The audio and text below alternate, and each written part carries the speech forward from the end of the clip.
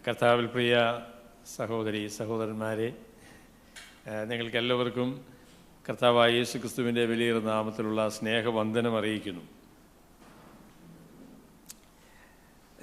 Napoleon Bonaparte പറഞ്ഞ വളരെ പ്രസിദ്ധമായ ഒരു പ്രസ്താവനയുണ്ട്. അദ്ദേഹം പറഞ്ഞു, 100 സിംഹങ്ങളെ ഒരു ആട് നയിക്കുന്നതിനേക്കാളും മെച്ചം 100 ആടുകളെ ഒരു സിംഹം നയിക്കുന്നതാണ് എന്ന് അദ്ദേഹം പറഞ്ഞു. It is better that a lion leads 100 lambs than a lamb leading 100 lions.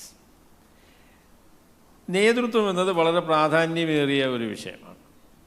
ആത്മീയ നേതൃത്വം എന്നുള്ളത് അതീവ പ്രാധാന്യമുള്ള വിഷയമാണ്. ദൈവസഭയ്ക്ക് ദൈവം ഏത് നിലയിലുള്ള നേതൃത്വമാണ് ക്രമീകരിച്ചിരിക്കുന്നത് എന്നതിനെക്കുറിച്ചാണ് ഞാൻ ഇന്ന് നിങ്ങളോട് പറയാം എന്ന് വിചാരിക്കുന്നത്. What is the leadership of the church? സഭയ്ക്ക് ദൈവം നൽകിയിരിക്കുന്ന നേതൃത്വം എന്താണ്? നമ്മൾ പുതിയ നിയമം വായിക്കുമ്പോൾ സഭകളെക്കുറിച്ച് നമ്മൾ കാണുന്നത്, സഭകൾ ഓരോ സ്ഥലത്ത് കർത്താവായ യേശു ക്രിസ്തുവിൽ വിശ്വസിച്ച് രക്ഷിക്കപ്പെട്ട ആളുകൾ ദൈവാരാധനയ്ക്കും സുവിശേഷ പ്രവർത്തനങ്ങൾക്കുമായി സ്ഥിരമായി കൂടി വരുന്ന ആ ക്രമീകരണത്തെയാണ് സഭ എന്ന് പറയുന്നത്. അപ്പോൾ സഭ പുതിയ നിയമത്തിൽ നമ്മൾ പരിശോധിക്കുമ്പോൾ അത് സ്വതന്ത്രമായ അല്ലെങ്കിൽ സംഘടനാപരമായി മറ്റ് ഗ്രൂപ്പുകളുമായിട്ട് അതിന് ബന്ധമില്ല, ആത്മീയമായുള്ള ബന്ധമുണ്ട്. ആ നിലയിലാണ് നമ്മൾ സഭകളെ കാണുന്നത്. അപ്പോൾ നേതൃത്വത്തെക്കുറിച്ച് പറയുമ്പോൾ സ്ഥലം സഭകളുടെ നേതൃത്വം എന്നുള്ള വിഷയമാണ് നമ്മൾ പറയാനായിട്ട് ആഗ്രഹിക്കുന്നത്. ഒരു സഭയ്ക്ക് എന്ത് നേതൃത്വമാണ് ദൈവം വെച്ചിരിക്കുന്നത്? നമ്മൾ സഭാ നേതൃത്വത്തെക്കുറിച്ച് ബൈബിളിൽ പരിശോധിച്ച് നോക്കുമ്പോൾ കാണുന്ന ഏറ്റവും വ്യക്തമായ കാര്യം, ഡാനിയൽ വാലസ് എന്ന് പറയുന്ന വളരെ പ്രസിദ്ധനായ ഗ്രീക്ക് പണ്ഡിതൻ അതിനെക്കുറിച്ച് പറയുന്നത് പോലെ, without dispute it is possible to show that the local churches are led by elders. അപ്പം വലിയ തർക്കത്തിന് കാരണമില്ലാതെ വണ്ണം പുതിയ നിയമം നിങ്ങൾ പരിശോധിച്ച് നോക്കിയാൽ സ്ഥലം സഭകളുടെ നേതൃത്വം മൂപ്പന്മാർക്കാണ് എന്ന് നമുക്ക് പറയാനായിട്ട് സാധിക്കും. The local churches are led by elders. മൂപ്പന്മാർ ആണ് സ്ഥലം സഭകളെ നയിക്കുന്നത്, അതിന് നേതൃത്വം നൽകുന്നത് എന്നുള്ളത് നമുക്ക് ഏതാണ്ട് വ്യക്തമായി പുതിയ നിയമത്തിൽ നിന്ന് മനസ്സിലാക്കാൻ കഴിയുന്ന ഒരു കാര്യമാണ്. അവിടെ സ്ഥലം സഭകളുടെ നേതൃത്വത്തെക്കുറിച്ച് പറയുമ്പോൾ നിങ്ങൾ ബൈബിൾ ശ്രദ്ധിച്ച് വായിക്കുന്ന ആളുകളാണ് എങ്കിൽ നിങ്ങൾക്ക് കാണാൻ കഴിയുന്ന കാര്യം, ഏറ്റവും അധികം ഉപയോഗിച്ചിട്ടുള്ള വാക്ക് എന്ന് പറയുന്നത് മൂപ്പൻ എന്ന് പറയുന്ന വാക്കാണ്. സഭ ലോക്കൽ ചർച്ചിന് നേതൃത്വത്തെക്കുറിച്ച് നിങ്ങൾ നോക്കിയാൽ മൂപ്പൻ എന്നുള്ളതായിരിക്കുന്ന വാക്കാണ് ഏറ്റവും പ്രമുഖമായിട്ട് പുതിയ നിയമത്തിൽ ഉപയോഗിച്ചിട്ടുള്ളത്. അത് പ്രസ്ബിറ്ററോസ് എന്ന് പറയുന്ന ഒരു ഗ്രീക്ക് പദത്തിൻ്റെ മലയാള പരിഭാഷയാണ്.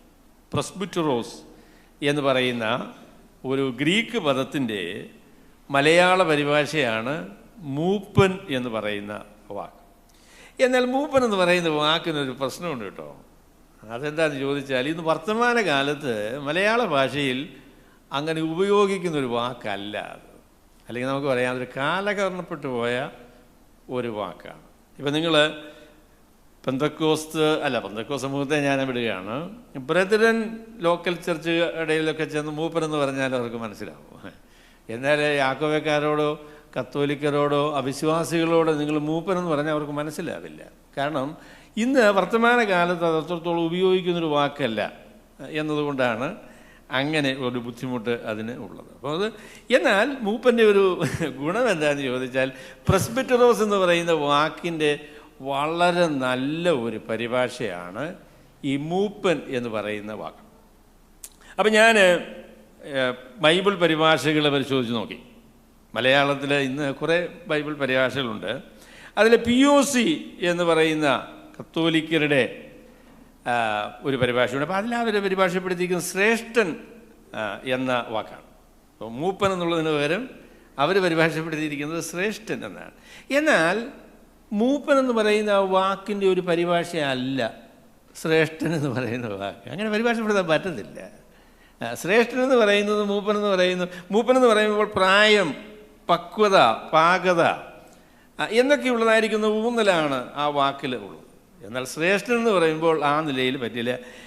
മറ്റു ചില പരിഭാഷകളെ ഞാൻ നോക്കിയപ്പോൾ അവർ പറയുന്നത് സഭയിലെ സഭാശ്രേഷ്ഠൻ എന്നുള്ള നിലയിൽ സഭാമുഖ്യൻ എന്ന ഒരു പരിഭാഷ എനിക്ക് കാണാൻ സാധിച്ചു. അതും അത്ര ഗുണമുള്ള ഒരു പരിഭാഷ അല്ല. അപ്പം അതുകൊണ്ട് നിവൃത്തിയില്ലാത്തത് കൊണ്ട് ഒരു പക്ഷേ we have to stick with മൂപ്പൻ എന്ന് പറയുന്ന വാക്ക് ഒരു കറൻറ്റ് ടേം അല്ല എങ്കിലും അതിനേക്കാളും മെച്ചമായ ഒരു മലയാള പരിഭാഷ ആ വാക്കിന് എൽഡർ പ്രിസ്ബിറ്ററോസ് എന്ന് പറയുന്നതായിരിക്കുന്ന വാക്കിന് എനിക്ക് കണ്ടെത്താനായിട്ട് സാധിച്ചില്ല. ഞാൻ ഗൂഗിൾ ചെയ്ത് നോക്കിയപ്പം മൂപ്പന് പറ്റിയൊരു വാക്ക് കിട്ടി, പക്ഷേ അതും വലിയ ഗുണമില്ല. വയോധികൻ എന്ന് പറയുന്നതായിരിക്കുന്ന വാക്ക് അത് നമുക്ക് അങ്ങോട്ട് ചേരുന്ന ഒരു വാക്കല്ല. അപ്പം അതുകൊണ്ട് തൽക്കാലം മൂപ്പനെന്ന് പറയാനേ നിവൃത്തിയുള്ളൂ. ആളുകൾക്കത് മനസ്സിലാക്കാനായിട്ട് ബുദ്ധിമുട്ടാണ്. എങ്കിലും സഭാ നേതൃത്വത്തെക്കുറിച്ച് മൂപ്പൻ മാത്രമല്ല കേട്ടോ പുതിയ നിയമത്തിൽ ഉപയോഗിച്ചിരിക്കുന്ന വാക്ക്. അതിന് ഉപയോഗിച്ചിരുന്ന വേറെ ഒരു വാക്ക് തിമോത്തിയോസിൻ്റെ 1-ാം ലേഖനം 3-ാമത്തെ അധ്യായത്തിൽ ഉപയോഗിച്ചുള്ള വാക്കാണ്. അതേ വാക്ക് തന്നെയാണ് ഫിലിപ്പിയ ലേഖനം 1-ാമത്തെ അധ്യായത്തിൻ്റെ 1-ാം വാക്യത്തിൽ ഉപയോഗിച്ചിട്ടുള്ളത്. അത് അധ്യക്ഷൻ എന്ന് പറയുന്നതായിരിക്കുന്ന വാക്കാണ്. എന്നാൽ അത് ഒരു നല്ല പരിഭാഷയല്ല. അധ്യക്ഷൻ എന്ന് പറയുന്ന വാക്ക് നല്ല പരിഭാഷ. കാരണം അധ്യക്ഷൻ എന്ന് പറയുന്നതായിരിക്കുന്ന വാക്ക് എപ്പിസ്കോപ്പോസ് എന്ന് പറയുന്ന വാക്കിൻ്റെ പരിഭാഷയാണ്. എപ്പിസ്കോപ്പോസ് എന്ന് പറയുന്ന വാക്കിൻ്റെ പരിഭാഷയാണ് നമ്മൾ അധ്യക്ഷൻ എന്ന് പറയുന്നത്. അധ്യക്ഷൻ എന്ന് പ്രസിഡൻ്റ് എന്നുള്ള ആ വാക്ക് പോരാ. എപ്പിസ്കോപ്പോസ് എന്നുള്ള വാക്കിൻ്റെ ഏറ്റവും നല്ല പരിഭാഷ ഓവർസിയർ എന്ന് പറയുന്ന വാക്കാണ്. എപ്പി എന്ന് പറഞ്ഞാൽ മുകളിൽ, സ്കോപ്പോസ് എന്ന് പറഞ്ഞാൽ കാണുന്നയാൾ എന്നാണ്. അപ്പോൾ ഈ ഓവർസിയർ, ദ വൺ ഹു സീസ് കാര്യങ്ങളെയൊക്കെ നിയന്ത്രിക്കുന്നയാൾ എന്നുള്ള അർത്ഥത്തിലാണ് എപ്പി സ്കോപ്പോസ് എന്നുള്ളതായിരിക്കുന്ന വാക്ക് ഉപയോഗിച്ച്. മേൽനോട്ടക്കാരൻ എന്ന് മലയാളത്തിൽ പരിഭാഷപ്പെടുത്തിയാൽ കൊള്ളാം. പക്ഷേങ്കിൽ സഭയിലെ മേൽനോട്ടക്കാരനാണെന്ന് പറഞ്ഞാലും അതൊരു കമ്മ്യൂണിക്കേറ്റ് ചെയ്യില്ല അല്ലേ. മേൽനോട്ടക്കാരനാണ് എന്ന് പറഞ്ഞാൽ കമ്മ്യൂണിക്കേറ്റ് ചെയ്യില്ല. അതിനെ ഇംഗ്ലീഷ് പരിഭാഷയിൽ അവർ പരിഭാഷപ്പെടുത്തിയിരിക്കുന്നത് ഓവർസിയർ എന്നാണ്. ഇപ്പോഴത്തെ ആധുനിക ഇംഗ്ലീഷ് പരിഭാഷ ESV, NIV, NASB എന്നൊക്കെ പറയുന്ന ബൈബിളിലൊക്കെ അതിനെ പരിഭാഷപ്പെടുത്തിയിരിക്കുന്നത് ഓവർസിയർ എന്നാണ്. എന്നാൽ കിങ് ജെയിംസ് ബൈബിളിൽ അത് പരിഭാഷപ്പെടുത്തിയിരിക്കുന്നത് ബിഷപ്പ് എന്നാണ്. ഞാനതിനെക്കുറിച്ച് ബിഷപ്പിനെക്കുറിച്ച് അന്വേഷിച്ച് നോക്കിയപ്പോൾ ഈ എപ്പിസ്കോപ്പോസ് എന്ന് പറയുന്നതിൻ്റെ ഒരു അതിൻ്റെ ഒരു ചെറിയ രൂപമാണ് ബിഷപ്പെന്നാണ് അതിനെക്കുറിച്ച് പറഞ്ഞത്. ബിഷപ്പ് എന്ന് പറയുന്നത് എപ്പിസ്കോപ്പോസ്. എന്നാലും ബിഷപ്പ് എന്ന് പറയുന്നതായിരിക്കുന്ന വാക്ക് അതിൻ്റെ ഇന്നത്തെ അർത്ഥം വെച്ച് നോക്കുമ്പോൾ ഈ എപ്പിസ്കോപ്പോസ് എന്ന് പറയുന്ന വാക്കിൻ്റെ ഒരു പരിഭാഷയായിട്ട് അത് വരുന്നില്ല.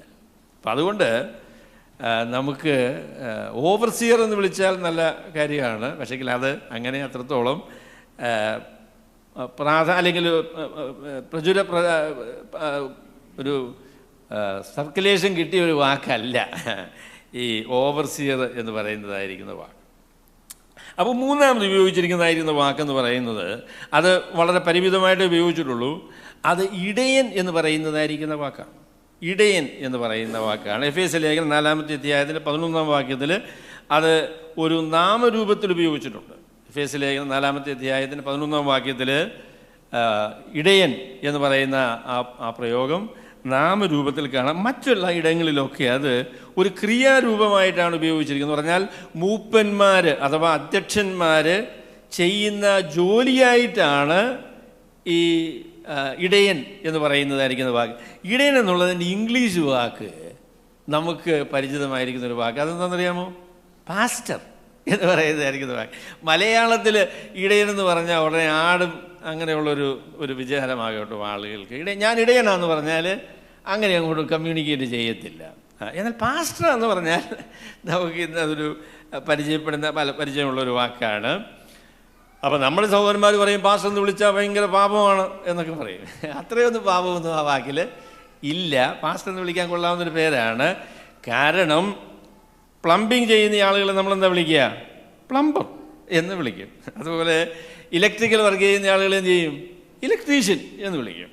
അപ്പോൾ ഇടയ ശുശ്രൂഷ ചെയ്യുന്നയാളിനെ എന്ത് ചെയ്യാം?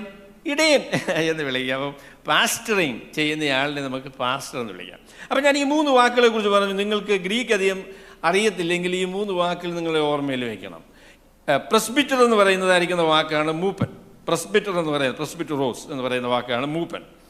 പിന്നെ എപ്പിസ്കോപ്പോസ് എന്ന് പറയുന്ന വാക്കാണ് അധ്യക്ഷൻ അല്ലെങ്കിൽ ബിഷപ്പ് എന്ന് പറയുന്നത്. എപ്പിസ്കോപ്പോസ്, എപ്പിസ്കോപ്പ എന്നൊക്കെ പറയുന്നത് അത് ഈ കേൾക്കുന്നുള്ളതൊക്കെ വലിയ ആനയാന്ന് വിചാരിക്കും. അത് അത്രയൊന്നും വലിയ കാര്യമൊന്നുമില്ല. മൂപ്പൻ എന്നുള്ളതിൻ്റെ വേറെ ഒരു വാക്കാണ് ഈ അധ്യക്ഷൻ എന്ന് പറയുന്നത്. പിന്നെ വാക്കാണ് പാസ്റ്റർ എന്ന് പറയുന്നത്. അതിൻ്റെ ഗ്രീക്ക് അത്രത്തോളം നിങ്ങൾ മനസ്സിലാക്കിയില്ലെങ്കിലും കുഴപ്പമില്ല. പൊയ്മെയിൻ എന്ന് പറയുന്നതായിരിക്കുന്ന വാക്കാണ് അതിനു വേണ്ടി ഉപയോഗിച്ചിട്ടുള്ളത്. അപ്പോൾ ഈ 3 വാക്കുകൾ ഉപയോഗിച്ചപ്പോൾ ഇത് 3 സ്ഥാനമാണോ അതോ ഇത് ഒരു സ്ഥാനത്തെക്കുറിച്ച് പറയുന്ന 3 പേരുകളാണോ എന്നുള്ളതായിരിക്കുന്ന ചോദ്യമുണ്ടല്ലോ.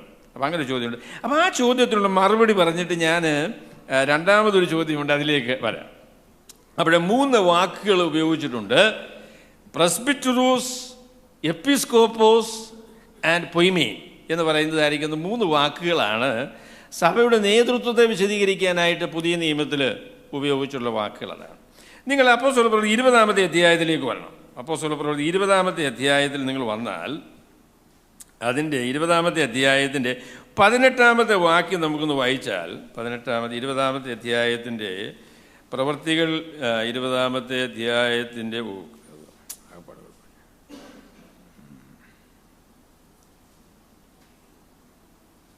18-ാമത്തെ വാക്യത്തിൽ അപ്പോസ്തലനായ പൗലോസ് തൻ്റെ 2ാം മിഷണറി യാത്ര കഴിഞ്ഞ് മടങ്ങി അന്ത്യോക്യയിലേക്ക് പോവുകയാണ്. അദ്ദേഹം മക്കദോന്യ പ്രദേശങ്ങളിൽ നിന്ന് മടങ്ങി അദ്ദേഹം എഫേസോസും അല്ലെങ്കിൽ അവിടുന്ന് അവർ യൂറോപ്പിൽ നിന്ന് അവർ കടൽ കടന്ന് ഏഷ്യയിലേക്ക് കടക്കുന്നു. ത്രോവാസിൽ ആണ് അവർ കിടക്കുന്നത്. അതിനുശേഷം താഴോട്ട് വരുമ്പോൾ മിലേത്തോസ് എന്ന് പറയുന്ന ഒരു സ്ഥലത്ത്, അത് ഏതാണ്ട് എഫേസോസ് എന്ന് പറയുന്ന സ്ഥലത്ത് നിന്ന് ഒരു 10-40 കിലോമീറ്റർ അകലെയുള്ളൊരു സ്ഥലമാണ് ഈ മിലേത്തോസ് എന്ന് പറയുന്ന സ്ഥലം. അവിടെ മിലേത്തോസിൽ വന്നപ്പോൾ എന്ത് ചെയ്തു എന്നുള്ളതിനെക്കുറിച്ചാണ് അപ്പോസ്തലപ്രവൃത്തി 2-ാമത്തെ അധ്യായത്തിൻ്റെ 18-ാമത്തെ വാക്യത്തിൽ നമ്മൾ വായിക്കുന്നത്. അപ്പോൾ അതിൻ്റെ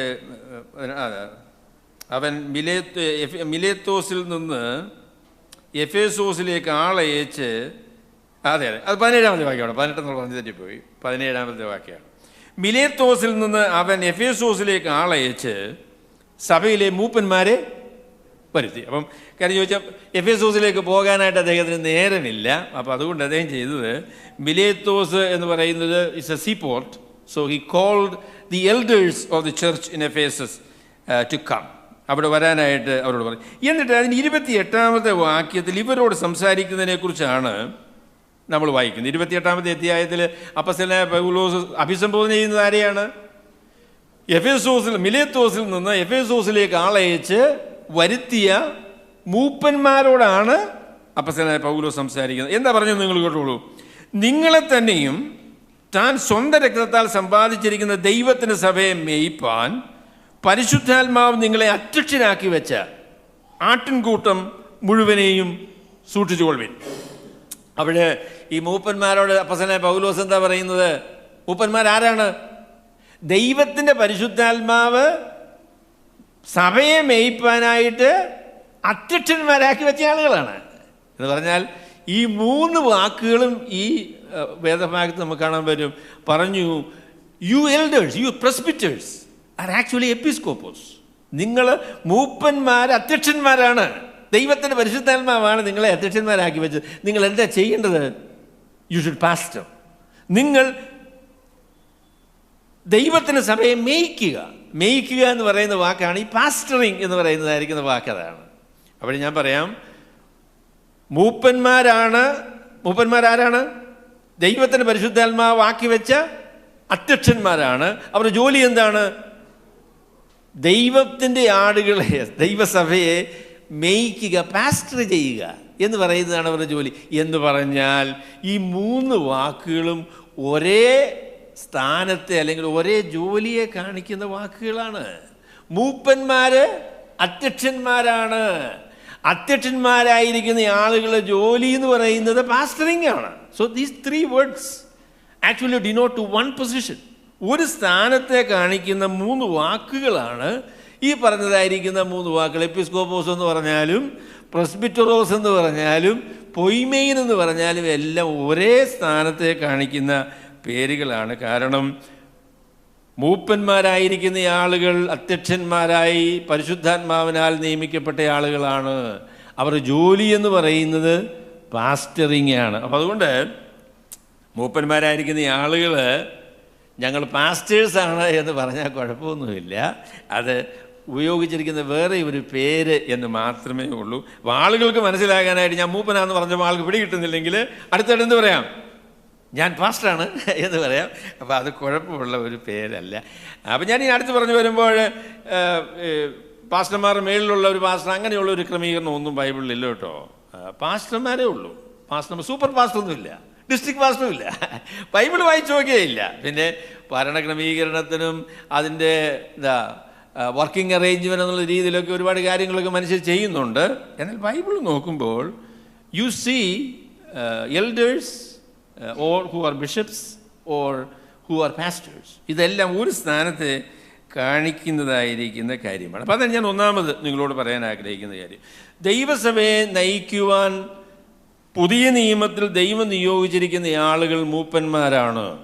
അവരെ അധ്യക്ഷന്മാരെന്നും പാസ്റ്റർമാരെന്നും വിളിച്ചിട്ടുണ്ട്. അതാണ് സഭയുടെ നേതൃത്വത്തിന് വേണ്ടി ഉപയോഗിച്ചിരിക്കുന്നതായിരിക്കുന്ന ക്രമീകരണം. അതാണ് എന്ന് നമുക്ക് ബൈബിൾ പുതിയ നിയമം വായിച്ചു നോക്കുമ്പോൾ നമുക്ക് കാണാനായിട്ട് സാധിക്കും. ഇതിൽ വേറെ വ്യത്യസ്തമായിരിക്കുന്ന ഒരു അറേഞ്ച്മെൻറ്റ് നിങ്ങൾക്ക് ബൈബിളിൽ കാണാൻ പറ്റില്ല. നിങ്ങൾ അങ്ങനെ കണ്ടിട്ടുണ്ടെങ്കിൽ പറഞ്ഞാൽ ഞാനത് പരിശോധിക്കാനായിട്ട് എനിക്ക് മനസ്സാണ്. അപ്പോൾ രണ്ടാമത്തെ എൻ്റെ പ്രസ്താവന, അപ്പോൾ അതാണ് ഞാൻ ഒരു പക്ഷേ അല്പം കൂടെ വിശദമായി ഞാൻ പറയാൻ ആഗ്രഹിക്കുന്ന കാര്യം അതാണ്. അപ്പോൾ അതായത് ഈ മൂപ്പന്മാരെ എങ്ങനെയാണ് നിയമിക്കുന്നത്? നമ്മളുടെ മധ്യത്തിൽ ഡിവൈൻ ഡിസൈൻ മിനിസ്ട്രി എന്ന് പറയുന്ന അങ്ങനെ പറയുന്ന കുറേ സഹോദരന്മാരുണ്ട്. അപ്പോൾ അവർക്ക് വളരെ ഇഷ്ടമുള്ളതായ ഒരു വാക്യമാണ് അപ്പോസ്തല പ്രവൃത്തി 14-ാമത്തെ അധ്യായത്തിൻ്റെ 23-ാമത്തെ വാക്യം. അത് നമ്മൾ കഴിഞ്ഞ ആഴ്ചയിൽ പറഞ്ഞതാണ്. എങ്കിലും അതിൽ നിന്ന് പറയാൻ ആഗ്രഹിച്ച എല്ലാ കാര്യങ്ങളും പറയാൻ എനിക്ക് സാധിച്ചില്ല. അപ്പോൾ അതുകൊണ്ടാണ് ഞാൻ ഇന്ന് അത് കുറച്ചുകൂടെ വിശദമായി പറയാം എന്ന് വിചാരിക്കുന്നത്. അപ്പം നിങ്ങൾ അപ്പോസ്തല പ്രവൃത്തി 14-ാമത്തെ അധ്യായത്തിൻ്റെ 23-ാമത്തെ വാക്യത്തിലേക്ക് വരണം. അവിടെ ഞാൻ പറയാൻ ആഗ്രഹിക്കുന്ന കാര്യം, ഒരു വാക്യത്തിൽ നിന്ന്, ഒരു വേദഭാഗത്തു നിന്ന് പറയാൻ കഴിയുന്ന കാര്യങ്ങൾ മാത്രമേ പറയാവൂ. പറയാൻ കഴിയുന്നതിലും കൂടുതൽ പറഞ്ഞാൽ അതിനെന്താ പറയുന്നത് അറിയാമോ? അധിക പ്രസംഗമെന്ന്. പ്രസംഗമെന്ന് പറഞ്ഞാൽ ഒരു വാക്യത്തിൽ പറയുന്ന കാര്യം പറയുന്നതാണ്. വാക്യത്തിൽ പറയുന്നതിൽ കൂടുതൽ കാര്യം പറയാൻ എന്ത് പറയണം? അധിക പ്രസംഗം അല്ലേ? അതല്ലേ പറയുന്നതിനേക്കാൾ കൂടുതൽ പറയുന്നു എന്നേ നമുക്ക് അതിനെക്കുറിച്ച് പറയാൻ സാധിക്കുള്ളൂ. അപ്പം ഞാൻ പറയുന്നത്, ബൈബിൾ പ്രസംഗിക്കുന്ന ആളുകൾ ബൈബിൾ പ്രസംഗിക്കണം, അല്ലാതെ അധിക പ്രസംഗം പറയരുത്. ബൈബിൾ പറഞ്ഞ കാര്യങ്ങളെ പറയാവൂ. ഞാൻ നിങ്ങളോട് പറയാം, ബൈബിൾ സത്യസന്ധമായി പ്രസംഗിക്കുന്ന ആളുകൾ വളരെ കുറവാകട്ടോ. എല്ലാം അധിക പ്രസംഗമാണ്. ബൈബിളിൽ ഒരു വാക്യം വായിച്ചതിന് ശേഷം ഇഷ്ടമുള്ള കാര്യമൊക്കെ പറയും. അതാണ് പ്രസംഗത്തിൻ്റെ ഒരു പൊതുവായിരിക്കുന്ന രീതി. അതാ നിങ്ങൾ ഇത് കേട്ടിട്ടുണ്ടല്ലേ? ഒരാൾ പ്രസംഗിക്കാനായിട്ട് ചെന്നപ്പോൾ പ്രസംഗ വിഷയമെന്ന് പറയുന്നത്, അപ്പോൾ അദ്ദേഹം ഒരു പ്രസംഗം പഠിച്ചുകൊണ്ടാണ് പോയിരിക്കുന്നത്. ആടിനെ കുറിച്ച് അല്ല തെങ്ങിനെക്കുറിച്ച് പ്രസംഗിക്കുക എന്നുള്ളതാണ് പുള്ളി തീരുമാനിച്ചിരിക്കുന്നത്. തെങ്ങാണ് പുള്ളിയുടെ പ്രസംഗ വിഷയം. അപ്പോൾ ചെന്നപ്പം പ്രസംഗ വിഷയമായിട്ട് കിട്ടിയത് എന്താണെന്നറിയോ? ആടാണ് കിട്ടി. ആടിനെക്കുറിച്ച് പ്രസംഗിക്കാൻ പറഞ്ഞു. അപ്പോൾ പുള്ളി എന്താണെന്ന് ചോദിച്ചാൽ, ഈ ആടിനെ കൊണ്ട് തെങ്ങെ കെട്ടി അതിനുശേഷം തെങ്ങിനെക്കുറിച്ച് പ്രസംഗിച്ചു. അപ്പം അതാണ് പലരും ചെയ്യുന്നത്. എന്ത് വിഷയം കിട്ടിയാലും നമ്മൾ പറയാൻ തീരുമാനിച്ചിരിക്കുന്ന കാര്യം നമ്മൾ പറയും. അപ്പോൾ കൊണ്ടുവന്ന് നമ്മളെന്ത് ചെയ്യും? തെങ്ങിനെ കൊണ്ട് കെട്ടിയേച്ച് തെങ്ങിനെക്കുറിച്ച് പ്രസംഗിക്കും. അത് ന്യായമായൊരു കാര്യമല്ല എന്നാണ് ഞാൻ പറയാൻ പോകുന്നത്. ശരി, നമുക്ക് 23-ാമത്തെ വാക്യത്തിലേക്ക് വരാം. ഞാൻ ഈ പറയുന്ന കാര്യം ബൈബിൾ അനുസരിച്ചാണോ അതോ അധിക പ്രസംഗമാണോ എന്ന് നിങ്ങൾ തന്നെ വിലയിരുത്തുക. ഈ പറയുന്ന കാര്യം ബൈബിൾ പറയുന്ന കാര്യമാണോ അതോ അതിൽ കൂടുതൽ ഞാൻ പറയുന്നുണ്ടോ എന്ന് നിങ്ങൾ എന്നെ വിലയിരുത്താനായിട്ട് ഞാൻ അതിനുള്ള അനുവാദമൊന്നും വേണ്ട എന്നുള്ള കാര്യം എനിക്കറിയാം. എങ്കിലും ഞാനൊരു താഴ്മയുള്ള മനുഷ്യനായതുകൊണ്ട് ഞാൻ അങ്ങനെ പറയുകയാണ്. ശരി 23-ാമത്തെ വാക്യം. അവർ സഭതോറും അവർക്ക് മൂപ്പന്മാരെ നിയമിക്കുകയും ഉപവസിച്ചും പ്രാർത്ഥിച്ചും കൊണ്ട് തങ്ങൾ വിശ്വസിച്ച കർത്താവിങ്കിൽ അവരെ പരമേൽപ്പിക്കുകയും ചെയ്തു. അതാണ് വാക്യം. അവർ സഭതോറും അവർക്ക് മൂപ്പന്മാരെ നിയമിക്കുകയും ഉപവസിച്ചും പ്രാർത്ഥിച്ചും കൊണ്ട് തങ്ങൾ വിശ്വസിച്ച കർത്താവിങ്കിൽ അവരെ പരമേൽപ്പിക്കുകയും ചെയ്തു. അവിടെ ഈ വാക്യത്തെക്കുറിച്ച് പറയുമ്പോൾ ആദ്യമായിട്ട് പറയേണ്ട കാര്യം, അതിൻ്റെ ഒരു മുഖവരിയായിട്ട് പറയേണ്ട കാര്യം, ഈ വാക്യം എന്ന് പറയുന്നത് നമ്മൾ എന്ത് ചെയ്യണം എന്നുള്ള ഒരു കൽപ്പനയല്ല. അത് നിങ്ങൾ യോജിക്കുന്നുണ്ടല്ലേ? നിങ്ങൾ ഇങ്ങനെ മൂപ്പന്മാരെ നിയമിക്കണം എന്ന് പറയുന്ന ഒരു കൽപ്പനയല്ല. പിന്നെയോ പൗലോസും ബർന്നബാസും എങ്ങനെ മൂപ്പന്മാരെ നിയമിച്ചു എന്ന് പറയുന്ന ഒരു പ്രസ്താവനയാണ്. അത് നിങ്ങൾ യോജിക്കുന്നുണ്ടല്ലേ? You have to. അപ്പം ഇത് നമ്മൾ എങ്ങനെയാണ് മൂപ്പന്മാരെ നിയമിക്കണം എന്ന് പറയുന്ന ഒരു കൽപ്പനയല്ല. പിന്നെയോ അപ്പോസ്തലനായ പൗലോസും ബർന്നബാസും എങ്ങനെ മൂപ്പന്മാരെ നിയമിച്ചു എന്ന് പറയുന്ന ഒരു പ്രസ്താവനയാണ്. രണ്ടാമത് പറയാൻ പറ്റുന്ന കാര്യം, ഒന്നാമത്തെ ഒബ്സർവേഷൻ നിങ്ങൾക്ക് മനസ്സിലായല്ലോ. രണ്ടാമത്തെ പ്രസ്താവന പറയുന്നത് 23-ാമത്തെ വാക്യം എന്ന് പറയുന്നത് 21, 22 വാക്യങ്ങൾക്ക് ശേഷമാണ്. അതും ബുദ്ധിമുട്ടുള്ള കാര്യമാണോ? അത് മനസ്സിലാക്കാൻ പ്രയാസമില്ലുണ്ടോ?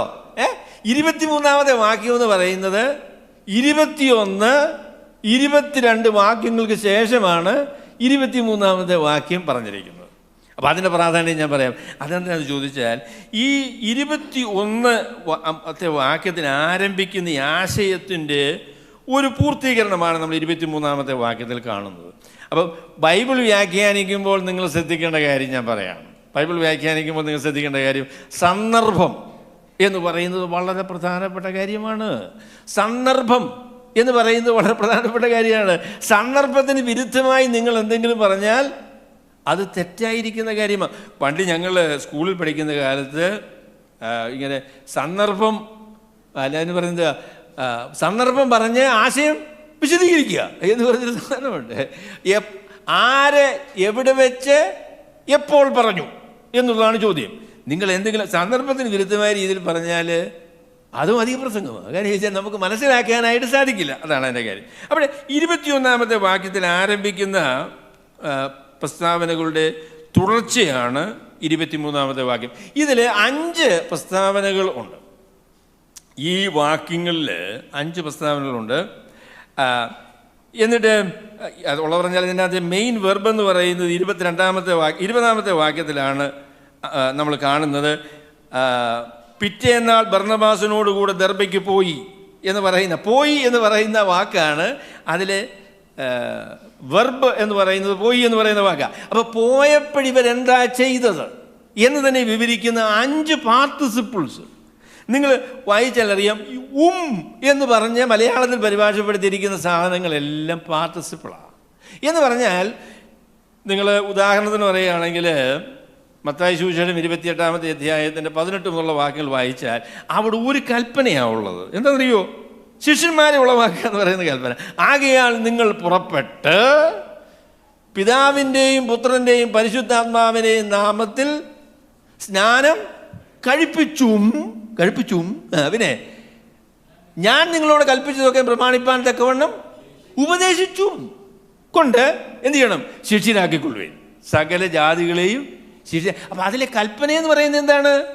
ശിഷ്യരാക്കിക്കൊള്ളുവേൻ എന്ന് പറയുന്നത്. ശിഷ്യരാക്കാൻ വേണ്ടി എന്തൊക്കെയാണ് അതിനോട് ചേർന്ന് ചെയ്യേണ്ടത് എന്നതാണ് ഈ പാർട്ടിസിപ്പിൾ എന്ന് പറയുന്ന കാര്യം വിശദീകരിക്കുന്നതാണ്. നിങ്ങൾ പോകണം എന്ന് പറയുമ്പോൾ സുവിശേഷം പ്രസംഗിക്കണം. സുവിശേഷം പ്രസംഗിച്ച് സുവിശേഷം വിശ്വസിക്കുന്നവരെ സ്നാനപ്പെടുത്തുന്നവരെ പഠിപ്പിക്കണം.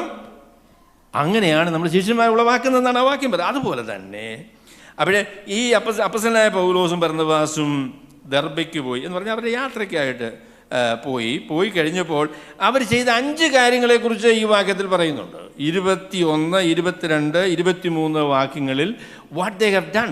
5 പാർട്ടിസിപ്പിൾസ് ഈ 21, 22, 23 വാക്യങ്ങളുണ്ട്. ഒന്നാമത്തെ പാർട്ടിസിപ്പിൾ എന്ന് പറയുന്നത് ഇതാണ്. സുവിശേഷം അറിയിച്ചു എന്ന് പറയുന്നത് പാർട്ടിസിപ്പിളാണ്. അറിയിച്ചും എന്നാണ് പറയേണ്ടത് യഥാർത്ഥത്തിൽ. സുവിശേഷം അറിയിച്ചു. പിന്നെ ശിഷ്യരാക്കി എന്ന് പറയുന്നത് പാർട്ടിസിപ്പിളാണ്. അതിനുശേഷം പറഞ്ഞു വിശ്വാസത്തിൽ വിശ്വാസത്തിൽ ഉറപ്പിച്ചു എന്ന് പറയുന്നത് ഒരു പാർട്ടിസിപ്പിളാണ്. അതിനുശേഷം പറയുന്നത് പ്രബോധിപ്പിച്ചു എന്ന് പറയുന്നത് പാർട്ടിസിപ്പിളാണ്. അതിനുശേഷം മൂപ്പന്മാരെ നിയമിച്ചു എന്ന് പറയുന്നതും പാർട്ടിസിപ്പിളാണ്. അങ്ങനെ 5 പാർട്ടിസിപ്പിൾസ് അല്ലെങ്കിൽ കഴിഞ്ഞ ആഴ്ച ഞാൻ നിങ്ങളോട് പറഞ്ഞതുപോലെ മിഷണറി പ്രവർത്തനത്തിൽ എന്താണ് നടക്കേണ്ടത്, മിഷണറി പ്രവർത്തനത്തിൻ്റെ അന്തസത്ത എന്താണ് എന്ന് പറഞ്ഞാൽ ഈ 5 കാര്യങ്ങളാണ്. എന്താണെന്ന് ചോദിച്ചാൽ സുവിശേഷം പ്രസംഗിക്കണം, സഭകൾ സ്ഥാപിക്കണം, സഭകളിലുള്ളതായിരിക്കുന്ന വിശ്വാസികളെ വിശ്വാസത്തിൽ ഉറപ്പിക്കണം, എന്നിട്ട് അവരെ പ്രബോധിപ്പിക്കണം, പിന്നെ സഭയിൽ മൂപ്പന്മാരെ നിയമിക്കണം. അങ്ങനെ 5 കാര്യങ്ങൾ ഇവർ ചെയ്യുന്നതായിട്ടാണ് ഈ വേദഭാഗത്ത് നമ്മളോട് പറയുന്നത്. അപ്പോൾ 23-ാമത്തെ വാക്യം 22, 21, 20 വാക്യങ്ങൾക്ക് ശേഷമാണ്. അപ്പം അതുകൊണ്ട് ആ സന്ദർഭത്തിൽ വേണം ഈ വാക്യത്തെ നമ്മൾ മനസ്സിലാക്കണം. ശരി, നമുക്ക് 23-ാമത്തെ വാക്യത്തിലേക്ക് വരാം. അവർ എന്നതാണ് ആദ്യത്തെ വാക്ക്, അല്ലേ? അവർ എന്ന് പറയുന്നതായിരിക്കുന്നതാണ് ആദ്യത്തെ വാക്ക്. ഈ അവർ എന്ന് പറഞ്ഞാൽ ആരാണ്? അവർ എന്ന് പറഞ്ഞാൽ പൗലോസും ബർന്നബാസുമാണ്. അതിനെക്കുറിച്ച് തർക്കമില്ലല്ലോ. അവർ എന്ന് പറയുന്നത് പൗലോസും ബർന്നബാസുമാണ്. അപ്പോൾ ഇവിടെ മൂപ്പന്മാരെ നിയമിക്കുന്നത് അപ്പസ്തലനായ പൗലോസും ബർന്നബാസുമാണ്. അതിനെക്കുറിച്ച് നിങ്ങൾക്ക് തർക്കമില്ല. അവർ സഭതോറും അവർക്ക് മൂപ്പന്മാരെ, സഭതോറും അവർക്ക് മൂപ്പന്മാരെ. സഭയെന്ന് പറയുന്ന ഏകവചനമാണ്, സഭതോറും എന്നാണ്. സഭകൾ തോറും അല്ല, സഭതോറുമാണ്. മൂപ്പന്മാരെന്ന് പറയുന്നത് ബഹുവചനമാണ്. മൂപ്പനല്ല, മൂപ്പന്മാരാണ് എന്ന് പറഞ്ഞാൽ അതിൽ നമ്മൾ എന്താ പറയാൻ പറ്റുന്നത്? ഓരോ സഭയിലും ഒന്നിലധികം മൂപ്പന്മാരെ അപ്പസ്തലനായ പൗലോസും ബർന്നബാസും നിയമിച്ചു എന്ന് ആ വാക്യത്തിൽ നമുക്ക് പറയാൻ പറ്റും. സഭതോറും മൂപ്പന്മാരെ എന്ന് പറഞ്ഞപ്പോൾ ഒരു സഭയിലെ നേതൃത്വം എന്ന് പറയുന്നത് ഒരാൾ മാത്രമല്ല. Plurality of leadership is actually N essential element of leadership in the new testament church. പുതിയ നിയമത്തിലെ സഭയുടെ വളരെ ശ്രദ്ധേയമായിരിക്കുന്നൊരു പ്രത്യേകതയാണ് സഭയിൽ മൂപ്പന്മാര് പരസ്പര ഉത്തരവാദിത്വമുള്ള മൂപ്പന്മാരാൽ നയിക്കപ്പെടുന്ന ക്രമീകരണമാണ് സഭയെന്ന് പറയുന്നത്. അപ്പം അതുപോലെ തന്നെ ഒരു കാര്യം കൂടെ അതിനെക്കുറിച്ച് പറയാം. ഇവരെ മൂപ്പന്മാരെ നിയമിച്ചത് എവിടെയാണ്? സഭയിലാണ്, അല്ലേ? എന്ന് പറഞ്ഞാൽ മൂപ്പന്മാരുണ്ടെങ്കിലേ സഭയാകുകയുള്ളൂ എന്ന് പറയാൻ പറ്റില്ല. കാരണം സഭയ്ക്കാണ് മൂപ്പന്മാരെ നിയമിക്കുന്നത്. അപ്പോൾ മൂപ്പന്മാരില്ലെങ്കിലും സഭയാണ്. സഭയ്ക്ക് അതിൻ്റെതായിരിക്കുന്ന ബലഹീനതയുണ്ട് എന്നുള്ളത് ശരിയാണ്. എന്നാൽ ചില ആളുകൾ സഭയുടെ നിർവചനം പറയുമ്പോൾ പറയും മൂപ്പന്മാരാൽ നയിക്കപ്പെടുകയും എന്ന് പറയുന്ന ഒരു നിർവചനം അതിനകത്ത് ഉൾപ്പെടുത്തിയിട്ടുണ്ട്. ശരിയല്ലത്. മൂപ്പന്മാരില്ലെങ്കിലും സഭയാണ്. വിശ്വാസികൾ, രക്ഷിക്കപ്പെട്ടതായിരിക്കുന്ന ദൈവമക്കൾ ദൈവാരാധനയ്ക്കും ദൈവകൽപ്പനയുടെ നിവർത്തിക്കും സുവിശേഷ ഘോഷണത്തിനും ആയിട്ട് സ്ഥിരമായി ഒരുമിച്ച് കൂടി വന്നാൽ ആ കൂടിവരവുകളെ നമ്മൾ സഭയെന്നാണ് പറയുന്നത്, അല്ലെങ്കിൽ പുതിയ നിയമം സഭയെന്നാണ് വിളിക്കുന്നത്. അപ്പം അതുകൊണ്ട് മൂപ്പന്മാരെ നിയമിച്ചത് സഭയിലാണ്. അപ്പം അതുകൊണ്ട് സഭ എന്ന് പറയുന്ന മൂപ്പന്മാരുണ്ടെങ്കിലേ സഭയാവുകയുള്ളൂ എന്ന് പറയാനായിട്ട് സാധിക്കുകയില്ല. അപ്പം ഞാൻ 3 കാര്യങ്ങളോട് പറഞ്ഞു. അവർ എന്നുള്ള കാര്യം, മൂപ്പന്മാരെ നിയമിച്ചത് പൗലോസും ബർന്നബാസുമാണ്. രണ്ടാമത് ഞാൻ പറഞ്ഞത് സഭതോറുമാണ് മൂപ്പന്മാരെ നിയമിച്ചെന്ന് പറഞ്ഞാൽ മൂപ്പന്മാരെന്ന് പറയുന്ന ബഹുവചനവും സഭയെന്ന് പറയുന്ന ഏകവചനവുമായതുകൊണ്ട് ഓരോ സഭയിലും ഒന്നിലധികം മൂപ്പന്മാരെ നിയമിച്ചു എന്ന് പറയാൻ പറ്റും. മൂന്നാമത് പറയാൻ കഴിയുന്ന കാര്യം അവർക്ക് എന്ന് പറയുന്നതായിരിക്കുന്ന പ്രസ്താവനയാണ്. ടോ ഔട്ടോ എന്ന് പറയുന്ന ആ പ്രസ്താവന വളരെ പ്രധാനപ്പെട്ട പ്രസ്താവനയാണ്. മൂപ്പന്മാരെ നിയമിക്കുന്നത് കൊണ്ടുള്ള പ്രയോജനം സഭകൾക്കാണ്. മൂപ്പന്മാരെ നിയമിക്കുന്നത് കൊണ്ടുള്ള പ്രയോജനം സഭകൾക്കാണ്. എക്കാർട്ട് സ്നാബൽ എന്ന് പറയുന്ന വളരെ പ്രസിദ്ധനായിരിക്കുന്ന വേദപണ്ഡിതൻ അതിനെക്കുറിച്ച് പറഞ്ഞതുപോലെ മൂപ്പന്മാരെ നിയമിക്കുന്നത് ഈ സഭയെ മറ്റുള്ള സഭകളുമായി ബന്ധിപ്പിക്കുന്നുള്ള ഒരു പരിപാടിയല്ല. യെരുശലേമിലെ സഭയിലേക്ക് ഒരു ബ്രാഞ്ച് ആക്കാൻ വേണ്ടി, പിന്നെ അല്ല അന്ത്യോക്യയിലെ സഭയുടെ ഒരു ബ്രാഞ്ച് എന്നുള്ള നിലയിൽ ഇവരെ ക്രമപ്പെടുത്താൻ നോ. മൂപ്പന്മാരെ നിയമിക്കുന്നതിൻ്റെ ഉദ്ദേശം എന്ന് പറയുന്നത് ആ സഭയുടെ അഭിവൃദ്ധിയും ആ സഭയുടെ പുരോഗതിയും അവരുടെ ആത്മീക ശുശ്രൂഷകൾ മെച്ചപ്പെടുന്നതിനുള്ള ക്രമീകരണവുമാണ്. അപ്പം ഞാനൊരു പ്രസ്താവന പറയാം. മൂപ്പന്മാരെ നിയമിക്കുന്നതിൻ്റെ ഒരു ഉദ്ദേശ്യമായിട്ട് എനിക്ക് തോന്നിയിട്ടുള്ളത് ഈ മിഷണറി ടീമിൻ്റെ ഭാഗമായിട്ട് സഭ നിന്നോളൂ എന്നുള്ളതായിരിക്കുന്ന ഒരു ഉദ്ദേശത്തോടു കൂടെയാണ് മൂപ്പന്മാരെ നിയമിക്കുന്നത്. ഞങ്ങൾ മൂപ്പന്മാരെ നിയമിച്ചാൽ നിങ്ങൾ ഞങ്ങളുടെ കൂടെ നിൽക്കണം. അങ്ങനെ ഒരു പരിപാടി ചെയ്താലും അപ്പോസ്തലനായ പൗലോസിനും ബർന്നബാസിനും ഇല്ല കേട്ടോ. അവരെ മൂപ്പന്മാരെ നിയമിച്ചു. ടോ ഔട്ടോ, അവർക്ക് വേണ്ടി, അവർക്ക് മൂപ്പന്മാരെ നിയമിച്ചു എന്നാ. അപ്പോഴേ മൂപ്പന്മാരെ നിയമിക്കുന്നത് കൊണ്ടുള്ള പ്രയോജനം നിയമിക്കപ്പെട്ട സഭകൾക്കാണ്, അല്ലാതെ നിയമിക്കുന്ന മിഷണറിമാർക്കല്ല. അപ്പം മിഷണറിമാരല്ലേ അപ്പസ്തലന്മാരെ നിയമിച്ചു കഴിഞ്ഞപ്പോൾ അവസാനം ഞാനല്ലയോ നിയമിച്ചത്, ഞാൻ പറഞ്ഞതുപോലൊക്കെ നിങ്ങൾ നിന്നോണം എന്ന് പറയാൻ വേണ്ടിയല്ല, അതിനു വേണ്ടിയല്ല. ഇത് ടു ഔട്ടു, അവർക്കു വേണ്ടി, അവർക്ക് എന്ന് പറയുന്നതായിരിക്കുന്ന പ്രസ്താവന മൂപ്പന്മാരെ നിയമിക്കുമ്പോഴുള്ള പ്രയോജനം സഭകൾക്കാണ്, അല്ലാതെ നിയമിക്കുന്ന ആളുകൾക്കല്ല എന്ന് പറയാം. അപ്പം നിയമിക്കുകയും ചെയ്തു എന്ന് പറയുന്നതായിരിക്കുന്ന പ്രസ്താവന. അവർക്ക് മൂപ്പന്മാരെ നിയമിക്കുകയും ചെയ്തു. നിയമിക്കുക എന്നുള്ളതിന് വേണ്ടി ഉപയോഗിച്ചിരിക്കുന്നതായിരിക്കുന്ന വാക്ക്, നിയമിക്കുക എന്നുള്ള ഉപയോഗിച്ചിരിക്കുന്ന വാക്ക് 2 പ്രാവശ്യം മാത്രമേ പുതിയ നിയമത്തിൽ ഉപയോഗിച്ചിട്ടുള്ളൂ. കൈറോറ്റോണയോ എന്ന് പറയുന്നതായിരിക്കുന്നൊരു വാക്കാണ്. കൈറോറ്റോണയോ എന്ന് പറയുന്ന വാക്കാണ്. അതിന് 2 അർത്ഥമുണ്ട് കേട്ടോ. അപ്പം നിങ്ങൾ ഡിക്ഷണറി ഇത് വായിച്ചു നോക്കിയാൽ ആദ്യത്തെ അർത്ഥം എന്ന് പറയുന്നത് നിയമിച്ചു എന്ന് പറയുന്ന അർത്ഥമാണ്. രണ്ടാമത്തെ എന്ന് പറഞ്ഞാൽ തിരഞ്ഞെടുത്തു എന്ന് പറയുന്നതായിരിക്കുന്ന അർത്ഥമാണ്. അപ്പം ഇവിടെ ഏത് നിലയിലാണ് ഇത് പരിഭാഷപ്പെടുത്തേണ്ടത് എന്നുള്ളതൊരു ചോദ്യമാണ്. ഒരു വാക്കിന് 2 അർത്ഥമുണ്ട് എങ്കിൽ ഏതർത്ഥത്തിലാണ് ഈ വാക്യം പരിഭാഷപ്പെടുത്തേണ്ടത്? ഞാൻ വിചാരിക്കുന്നു മലയാള പരിഭാഷക്കാർ നടത്തുന്ന നല്ല പരിഭാഷയാണ്. നിയമിക്കുക എന്ന ആ പരിഭാഷ തന്നെയാണ് നല്ലത് എന്നാണ് ഞാൻ വിചാരിക്കുന്നത്. അപ്പോൾ മൂപ്പന്മാരെ അവരെ നിയമിച്ചു. അപ്പോൾ അതിനോട് ചേർത്ത് ഞാൻ പറയാൻ ആഗ്രഹിക്കുന്ന ഒരു കാര്യം, നമ്മളുടെ ഈ ഡിവൈൻ ഡിസൈൻ എന്ന് പറയുന്ന ആ ക്രമീകരണത്തെക്കുറിച്ച് പറയുന്ന ആ സഹോദരന്മാർ പറയുന്ന ഒരു കാര്യം, മൂപ്പന്മാരെ നിയമിക്കുവാനുള്ള അവകാശം മിഷണറിമാർക്ക് മാത്രമാണ് എന്നവർ പറയും. അങ്ങനെ പറയും, മൂപ്പന്മാരെ നിയമിക്കുവാനുള്ള അവകാശം മിഷണറിമാർക്കാണ്, അവർക്കല്ലാതെ മറ്റാർക്കും മൂപ്പന്മാരെ നിയമിക്കാനായിട്ട് സാധിക്കുകയില്ല. അതിൻ്റെ ഉദാഹരണമായിട്ട് അവർ പറയുന്നത്, അല്ലെങ്കിൽ അതിന് തെളിവായിട്ട് പറയുന്നത്, ഇവിടെ മൂപ്പന്മാരെ നിയമിച്ചത് പൗലോസും ബർന്നബാസുമാണ്. പൗലോസും ബർന്നബാസും എന്ന് പറയുന്നത് മിഷണറിമാരാണ്. അപ്പോൾ അതുകൊണ്ട് മൂപ്പന്മാരെ നിയമിക്കണമെങ്കിൽ മിഷണറിമാർ വേണം. അപ്പം ഞാനതിന് പറയാൻ ചോദിക്കാൻ ആഗ്രഹിക്കുന്ന ഒരു ചോദ്യം, മൂപ്പന്മാരെ നിയമിച്ച ഈ മിഷണറിമാരാണെന്നുള്ള കാര്യത്തിൽ എനിക്ക് തർക്കമില്ല. ഏത് നിലയിലുള്ള മിഷണറിമാരാണ്? നമ്മളെപ്പോലുള്ള മിഷണറിമാരാണോ? ഈ ബർന്നബാസിനെ കുറിച്ച് സെക്കൻഡറി അപ്പോസ്റ്റലാണ് എന്നൊക്കെ പറഞ്ഞ് വാദിക്കുന്ന ആളുകളുണ്ട്. എന്നാൽ പൗലോസിനെ കുറിച്ച് ഏതായാലും ആ വാദം ശരിയാവില്ലല്ലോ. അദ്ദേഹം ഒരു പ്രൈമറി അപ്പോസ്റ്റൽ തന്നെയല്ലേ, അടിസ്ഥാന അപ്പോസ്റ്റലനാണല്ലോ. കർത്താവായ യേശു ക്രിസ്തു നേരിട്ട് അപ്പോസ്റ്റലനായി നിയമിച്ചയാളല്ലേ.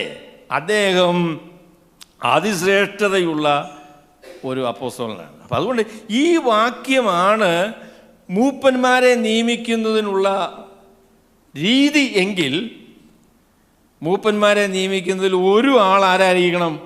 ഒരു അടിസ്ഥാന അപ്പോസ്തലനായിരിക്കണം. മറ്റേ ആൾ സെക്കൻഡറി ആണെന്ന് നമുക്ക് പറയാം. ഒരാൾ ആരായിരിക്കണം? ഒരു അടിസ്ഥാന അപ്പോസ്തലനായിരിക്കണം. അപ്പം അതുകൊണ്ടാണ് JN ഡാർബി എന്ന് പറയുന്ന ആൾ, അദ്ദേഹം ഈ ബ്രദറൻ സമൂഹത്തിൻ്റെ ആരംഭകാലത്തുള്ള ഒരാളാണ് JN ഡാർബി. ഡിസ്പെൻസേഷൻസ് എന്നൊക്കെ പറയുന്ന ഈ ആശയം അദ്ദേഹത്തിൽ നിന്നാണ്. അദ്ദേഹമാണത് ക്രമീകരിച്ചയാൾ. അദ്ദേഹം പറഞ്ഞു, ഇന്ന് മൂപ്പന്മാരെ നിയമിക്കുവാൻ കഴിയുകയില്ല. കാരണം എന്താണെന്ന് ചോദിച്ചാൽ, മൂപ്പന്മാരെ നിയമിക്കുവാൻ കഴിവുള്ള അപ്പോസ്തലന്മാർ നമ്മുടെ മധ്യത്തിലില്ല. അതാണ് അദ്ദേഹം പറഞ്ഞ കാര്യം. അതൊരു നല്ല കാര്യം, നല്ല പോയിന്റാണ്. അപ്പം മൂപ്പന്മാരെ നിയമിക്കുന്നത് ഇവിടെ പറഞ്ഞതുപോലെ തന്നെയാണ് എങ്കിൽ ഇന്ന് മൂപ്പന്മാരെ നിയമിക്കാൻ സാധിക്കുകയില്ല. കാരണം ഇവിടെ മൂപ്പന്മാരെ നിയമിച്ചതുപോലെയുള്ള ആളുകൾ ഇന്ന് സഭയിലില്ല. അപ്പോസ്തലനായ പൗലോസിനെ പോലെയുള്ള ഒരു മിഷണറി ഉണ്ടോ? അപ്പോൾ അതിനെക്കുറിച്ച് നമ്മളുടെ വളരെ പ്രസിദ്ധനായിരിക്കുന്ന അദ്ദേഹത്തിൻ്റെ പേര് മറന്നുപോയല്ലോ, ഏതായാലും അദ്ദേഹം പറഞ്ഞതുപോലെ ഇവർ മിഷണറിമാരാണ് എന്നുള്ള കാര്യം ശരിയാ, പക്ഷെങ്കിൽ ഇവർ അപ്പോസ്തലന്മാരായ മിഷണറിമാരാണ്. അപ്പോൾ അവർ ചെയ്തതുപോലെയുള്ള കാര്യം ചെയ്യാനായിട്ട് അതേ രീതിയിൽ മൂപ്പന്മാരെ ആക്കാനോ അവർ ചില കാര്യങ്ങൾ ചെയ്യാനുള്ള അധികാരം ഇന്നുള്ളതായ മിഷണറിമാർക്ക് ഇല്ല. അപ്പം അതുകൊണ്ട് ഈ നിലയിൽ തന്നെയാണ് മൂപ്പന്മാരെ നിയമിക്കേണ്ടത് എന്ന് നിങ്ങൾ ശാഠ്യം പിടിച്ചാൽ മൂപ്പന്മാരെ നിയമിക്കാനായിട്ട് സാധിക്കില്ല. എന്നാൽ ഞാൻ വിചാരിക്കുന്നു അങ്ങനെ ശാഠ്യം പിടിക്കേണ്ട ആവശ്യമില്ലെന്നാണ് ഞാൻ വിചാരിക്കുന്നത്. അങ്ങനെ ശാഠ്യം പിടിക്കേണ്ട കാര്യമില്ല. കാരണം സഭയിൽ മൂപ്പന്മാർ വേണമെന്നുള്ളത് എല്ലാ കാലത്തും ആവശ്യമായിരിക്കുന്നൊരു കാര്യമാണ്. അപ്പം അതുകൊണ്ട് ഇവിടെ മൂപ്പന്മാരെ നിയമിക്കുന്നത് എങ്ങനെയാണ് എന്നതിൽ ആരാണ് നിയമിക്കേണ്ടത് എന്നുള്ളതിൽ കുറച്ചുകൂടെ വിശാലമായിട്ടുള്ള സ്വാതന്ത്ര്യം ദൈവത്തിൻ്റെ പരിശുദ്ധാത്മാവ് നമുക്ക് അനുവദിക്കുന്നുണ്ട്. ദൈവത്തിൻ്റെ പരിശുദ്ധാത്മാവ് ഇതുപോലെയുള്ള അടിസ്ഥാന അപ്പോസ്തലന്മാരില്ലെങ്കിൽ മൂപ്പന്മാരെ നിയമിക്കാൻ പറ്റുകയില്ല എന്നൊരു സ്ഥിതി, അങ്ങനെ ആ ഒരു റെസ്ട്രിക്ഷൻ ഈ വിഷയത്തിൽ വരുത്തിയിട്ടില്ല. അത് കുറച്ചുകൂടെ ഒരു വിശാലത ആവശ്യമാണ്. ഇനി എങ്ങനെയാണ് മൂപ്പന്മാരെ നിയമിക്കാൻ സാധിക്കുന്നത് എന്നതിനെക്കുറിച്ച് ഞാൻ നേരത്തെ കുറേ പാർട്ടിസിപ്പിളിൻ്റെ കാര്യം പറഞ്ഞല്ലോ. അപ്പോൾ അതിൻ്റെ അടിസ്ഥാനത്തിൽ ഞാൻ നിങ്ങളോട് ഞാൻ പറയല്ലോ, ഇവർ ചെയ്ത 5 കാര്യങ്ങളിൽ ഒരു കാര്യമാണ് മൂപ്പന്മാരെ നിയമിക്കുക എന്ന് പറയുന്ന കാര്യം. അപ്പോൾ ഈ 5 കാര്യങ്ങൾ പരിശോധിച്ച് നോക്കിയാൽ 4 കാര്യങ്ങൾ ചെയ്യാനായിട്ട് സാധിക്കുന്ന ആളുകൾക്ക് 5ാമത്തെ കാര്യവും ചെയ്യാൻ പറ്റുമെന്നാണ് ഞാൻ പറയാൻ പോകുന്നത്. 4 കാര്യങ്ങൾ ചെയ്യാനായിട്ട് സാധിക്കുന്ന ആളുകൾക്ക് 5ാമത്തെ കാര്യവും ചെയ്യാം. അതിൻ്റെ ഒരു മറുവശം കൂടെ ഞാൻ പറയാം. ഇവിടെ അപ്പോസ്തലന്മാർക്ക് മാത്രമേ അല്ലെങ്കിൽ മിഷണറിമാർക്ക് മാത്രമേ മൂപ്പന്മാരെ നിയമിക്കാൻ പറ്റുള്ളൂ എങ്കിൽ അതിൻ്റെ മുൻപ് പറഞ്ഞ 4 കാര്യങ്ങളും അവർക്ക് മാത്രമേ ചെയ്യാൻ പറ്റുള്ളൂ എന്ന് പറയണം, അല്ലേ? അങ്ങനെ പറയണ്ടേ? ഈ 5ാമത്തെ കാര്യം ചെയ്തത് ഇവരാണ്. അതിന് മുൻപുള്ളതായിരിക്കുന്ന 4 കാര്യങ്ങൾ ചെയ്യുവാൻ ഇവർക്കേ സാധിക്കുകയുള്ളൂ. കാരണം 5ാമത്തെ കാര്യം ഇവരെ കൊണ്ട് മാത്രമല്ലേ സാധിക്കുള്ളൂ. എന്നാൽ ആദ്യം പറഞ്ഞ 4 കാര്യങ്ങൾ നമ്മളുടെ ഡിവൈൻ ഡിസൈൻ സഹോദരന്മാരും മിഷണറിമാർക്ക് മാത്രമേ ചെയ്യാൻ കഴിയുകയുള്ളൂ എന്ന് പറയുന്നില്ല.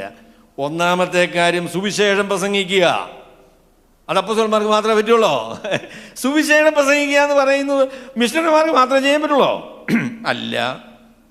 ആ സുവിശേഷം പറയാൻ കഴിയുന്ന അതിന് കൃപ ലഭിച്ചതായിരിക്കുന്ന ആളുകൾക്കൊക്കെ സുവിശേഷം പറയാം. 2ാമത് സഭാസ്ഥാപനം, ശിഷ്യന്മാരെ ഉളവാക്കുക എന്ന് പറയുന്നതായിരിക്കുന്ന വാക്ക്. സഭാസ്ഥാപനം എന്ന് പറയുന്നതും മിഷണറിമാർക്ക് മാത്രം ചെയ്യാൻ കഴിയുന്ന, അപ്പോസ്തലന്മാർക്ക് മാത്രം ചെയ്യാൻ കഴിയുന്ന ഒരു കാര്യമല്ല. അതിന് പല മുഖാന്തരങ്ങൾ നമ്മൾ ബൈബിളിൽ കാണുന്നുണ്ട്. ആളുകൾ എങ്ങനെയാണ് സഭകൾ ആരംഭിച്ചത് എന്നതിനെക്കുറിച്ച് കാണുന്നുണ്ട്. ചില ആളുകൾ ഒരു സ്ഥലത്തു നിന്ന് പോയതായിരിക്കുന്ന വിശ്വാസികൾ വേറെ സ്ഥലത്തേക്ക് ചെന്നു, അവിടെ സുവിശേഷം പറഞ്ഞു, അവിടെ ആളുകൾ രക്ഷിക്കപ്പെട്ടു, അവരെല്ലാം കൂടെ കൂടിയൊരു സഭയായി. അപ്പം അങ്ങനെയുള്ളതായിരിക്കുന്ന സംഭവങ്ങളുണ്ട്. ഒരു സ്ഥലം സഭ അവരുടെ സുവിശേഷ പ്രവർത്തനത്തിൻ്റെ ഫലമായി വേറൊരിടത്ത് ഒരു സഭ തുടങ്ങിക്കൂടെ? അങ്ങനെയുള്ളതായിരിക്കുന്ന സാധ്യതയുണ്ടല്ലോ. അപ്പം പല നിലകളിൽ സഭ ആരംഭിക്കാനായിട്ട് സാധിക്കും. 3ാമത് അവർ ചെയ്ത കാര്യമെന്ന് പറയുന്നത് വിശ്വാസികളെ വിശ്വാസത്തിൽ ഉറപ്പിച്ചു എന്ന് പറയുന്ന കാര്യമാണ്. വിശ്വാസത്തിൽ ഉറപ്പിക്കാനായിട്ടും മിഷണറിമാർക്ക് മാത്രമേ സാധിക്കുകയുള്ളൂ? അല്ല. വിശ്വാസത്തിൽ ഉറപ്പിക്കാനായിട്ട് ഉപദേഷ്ടാക്കന്മാരായിരിക്കുന്ന ആളുകൾ, ഉപദേശം പറയാൻ കഴിയുന്ന ആളുകൾ, അവർക്കൊക്കെ വിശ്വാസത്തിൽ അവരെ ഉറപ്പിക്കാനായിട്ട് സാധിക്കും. പിന്നീട് പറഞ്ഞത് പ്രബോധിപ്പിക്കുക എന്ന് പറയുന്ന കാര്യമാണ്. അതും മിഷണറിമാർക്ക് മാത്രം ചെയ്യാൻ കഴിയുന്ന ഒരു കാര്യമല്ല. അപ്പം അതുകൊണ്ട് ഈ കാര്യങ്ങൾ ചെയ്യാനായിട്ട് കഴിയുന്ന ആളുകൾക്ക് മൂപ്പന്മാരെ നിയമിക്കാനും കഴിയും എന്നാണ് ഞാൻ പറയാൻ പോകുന്നത്. സുവിശേഷം പറയുന്ന സഭാസ്ഥാപനത്തിന് കാരണമായി തീർന്ന ആളുകൾക്ക് അവിടെ മിഷണറി അങ്ങനെ മൂപ്പന്മാരെ നിയമിക്കാനുള്ളതായിരിക്കുന്ന അവകാശമുണ്ട്, അല്ലെങ്കിൽ അതിനുള്ളതായിരിക്കുന്ന അധികാരം ദൈവത്തിൻ്റെ പരിശുദ്ധാത്മാവ് അവർക്ക് കൊടുത്തിട്ടുണ്ട്. അതുപോലെ തന്നെ ആളുകളെ പരിശീലിപ്പിക്കുകയും ഉപദേശം പഠിപ്പിക്കുകയും വിശ്വാസത്തിൽ ഉറപ്പിക്കുകയും സുവിശേഷത്തിൻ്റെ പ്രഘോഷണത്താൽ ജീവിതങ്ങൾക്ക് രൂപാന്തരം വരുത്തുകയും പക്വതപ്പെടുത്തുകയും ഒക്കെ ചെയ്യുന്ന ദൈവമക്കൾക്ക്, അങ്ങനെയുള്ള ആളുകൾക്ക് മൂപ്പന്മാരെ ആക്കാനുള്ളതായിരിക്കുന്ന അവകാശവും കൊടുത്തിട്ടുണ്ട്. അപ്പം ഞാൻ പറയും, കുറഞ്ഞ പക്ഷം മിഷണറിമാർക്ക് നിശ്ചയമായിട്ടും മൂപ്പന്മാരെ നിയമിക്കാൻ സാധിക്കും. അതുപോലെ തന്നെ ഒരു സഭയുടെ പ്രവർത്തന ഫലമായിട്ടാണ് ഒരു സ്ഥലത്ത് ഒരു സഭയുണ്ടായത് എങ്കിൽ അവിടുത്തെ മൂപ്പന്മാർക്ക് പുതിയ മൂപ്പന്മാരെ നിയമിക്കാനായിട്ട് സാധിക്കും.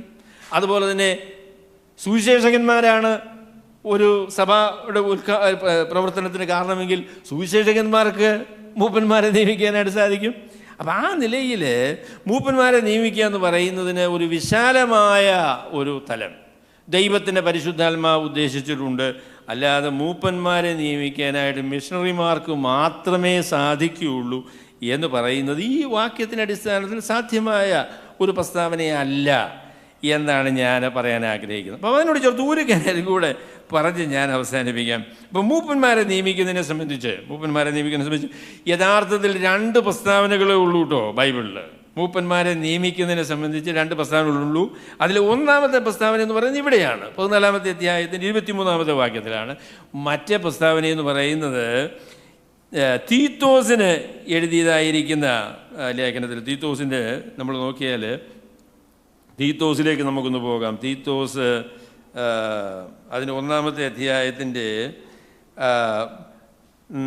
അഞ്ചാമത്തെ വാക്യത്തിൽ പറഞ്ഞു, ഞാൻ ക്രേത്തയിൽ നിന്നെ വിട്ടേച്ചു പോകുന്നത് ശേഷിച്ച കാര്യങ്ങളെ ക്രമത്തിലാക്കേണ്ടതിനും ഞാൻ നിന്നോട് ആജ്ഞാപിച്ചതുപോലെ പട്ടണം തോറും മൂപ്പന്മാരെ ആക്കി വയ്ക്കേണ്ടതിനും തന്നെ. അപ്പം ഈ രണ്ട് പ്രസ്താവനകളാണ് മൂപ്പന്മാരെ നിയമിക്കണം എന്നുള്ളതായിരിക്കുന്ന നിലയിൽ നമ്മൾ ബൈബിളിൽ കാണുന്നത്. ഞാൻ വിചാരിക്കുന്നു അത് ഈ രണ്ട് പ്രസ്താവനകൾ മതിയാകും. ഓരോ പ്രാദേശിക സഭകളിലും മൂപ്പന്മാർ നിയമിക്കപ്പെടേണ്ടത് ആവശ്യമാണ്. അപ്പോൾ അവരെ കണ്ടെത്തണം, എന്നിട്ട് അവരെ സ്ഥാനത്തേക്കാക്കണം. അപ്പോൾ അതിനോട് ചേർത്ത് ഞാൻ പറയാൻ ആഗ്രഹിക്കുന്ന കാര്യം, അപ്പം ഈ മിഷണറിമാർക്ക് മാത്രമല്ല മൂപ്പന്മാരെ ആക്കാൻ പറ്റുന്നത് എന്നുള്ളതാണ് ഞാൻ പറഞ്ഞത്. അതിൻ്റെ വിശദീകരണമായിട്ട് ഞാൻ പറയാൻ ആഗ്രഹിക്കുന്ന കാര്യം, നിങ്ങൾ തിമോത്തിയോസിൻ്റെ 1-ാം ലേഖനം അതിൻ്റെ 3-ാമത്തെ അധ്യായം, അതുപോലെ തന്നെ തീത്തോസിൻ്റെ എഴുതിയ ലേഖനം അതിൻ്റെ 1-ാമത്തെ അധ്യായത്തിൻ്റെ 4 മുതൽ അതിൻ്റെ 9 വരെയുള്ള വാക്യങ്ങൾ, ഈ രണ്ട് സ്ഥലങ്ങളിലാണ് മൂപ്പന്മാരാകാൻ ആഗ്രഹിക്കുന്ന ആളുകൾക്ക് ആവശ്യമായിരിക്കുന്ന യോഗ്യതകൾ എന്താണ് എന്ന് വിവരിക്കുന്നത് ഈ രണ്ട് വേദഭാഗങ്ങളിലാണ്. 1 തിമോത്തിയോസ് 3-ാമത്തെ അധ്യായം, തീത്തോസ് 1-ാമത്തെ അധ്യായത്തിൻ്റെ 5 മുതൽ 10 വരെയുള്ളതായിരിക്കുന്ന വാക്യങ്ങൾ. ഇവിടെയാണ് നമ്മൾ മൂപ്പന്മാരുടെ യോഗ്യതകളെക്കുറിച്ച് പറയുന്നത്. അപ്പോൾ അതിനെ അധികരിച്ച് ഞാൻ ഒരു കാര്യം പറയാം. ബൈബിളിൽ പുതിയ നിയമത്തിൽ മൂപ്പന്മാരെ എങ്ങനെ നിയമിക്കുന്നു എന്നുള്ളതല്ല വിഷയം, ആര് നിയമിക്കുന്നു എന്നുള്ളതുമല്ല വിഷയം, ആരെയാണ് മൂപ്പന്മാരായി നിയമിക്കപ്പെടുന്നത് എന്നുള്ളതാണ് വിഷയം. Who is the elder? ഈ മൂപ്പനായി നിയമിക്കപ്പെടുന്ന വ്യക്തി ആരായിരിക്കണം എന്നതിനാണ് ബൈബിളിലെ ഊന്നലെന്ന് പറയുന്നത്. അതാണ്, അല്ലാതെ അദ്ദേഹത്തെ എങ്ങനെയാണ് നിയമിച്ചത്, ആരാണ് നിയമിച്ചത് എന്നുള്ളതായിരിക്കുന്ന കാര്യത്തിനല്ല. കാരണം തീത്തോസിൻ്റെ ലേഖനത്തിലും അതുപോലെ തന്നെ തിമോത്തിയോസിൻ്റെ 1 തിമോത്തിയോസ് 3-ാമത്തെ അധ്യായത്തിലും മൂപ്പന്മാർക്കുള്ള യോഗ്യതകളെക്കുറിച്ച് വിവരിക്കുന്ന അപ്പോസ്തലനായ പൗലോസ് അവരെ എങ്ങനെ നിയമിക്കണം എന്നതിനെ സംബന്ധിച്ച് ഒരു നിർദ്ദേശവും നൽകുന്നില്ല. അവരെ എങ്ങനെയാണ് നിയമിക്കേണ്ടത്, ആരാണ് നിയമിക്കേണ്ടത് എന്നുള്ളതിനെക്കുറിച്ച് ഒരു നിർദ്ദേശവുമില്ല. പക്ഷെങ്കിൽ ഏത് നിലയിലുള്ള ആളുകളെയാണ് മൂപ്പന്മാരായിട്ട് നിയമിക്കേണ്ടത് എന്നതിനെ സംബന്ധിച്ച് വളരെ നിർബന്ധമുണ്ട്. അപ്പം അത് ഞാൻ ഒന്നും കൂടി ആവർത്തിച്ച് പറയുകയാണ്, മൂപ്പന്മാരുടെ യോഗ്യത എന്താണ് എന്നതിനാണ് പ്രാധാന്യം, അല്ലാതെ ആര് മൂപ്പന്മാരെ ആക്കുന്നു, എങ്ങനെ ആക്കുന്നു എന്നുള്ളതിനല്ല. അപ്പോൾ അത് വളരെ പ്രധാനപ്പെട്ട കാര്യമാണ്. അപ്പം sometimes we can be stuck with the external arrangements and forget about the true real inside intention of God. ആന്തരികമായി ദൈവം ഉദ്ദേശിക്കുന്ന കാര്യങ്ങളെയൊക്കെ മറികടന്ന് ബാഹ്യമായ ക്രമീകരണങ്ങൾക്ക് പ്രാധാന്യം കൊടുക്കുന്ന ഒരു രീതിയുണ്ട്.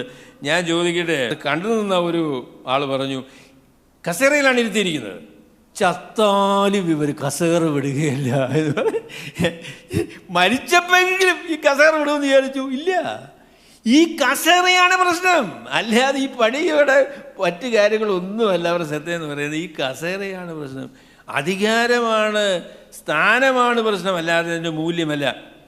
ആ പ്രശ്നം നമുക്കും ഉണ്ടാകാൻ കേട്ടോ.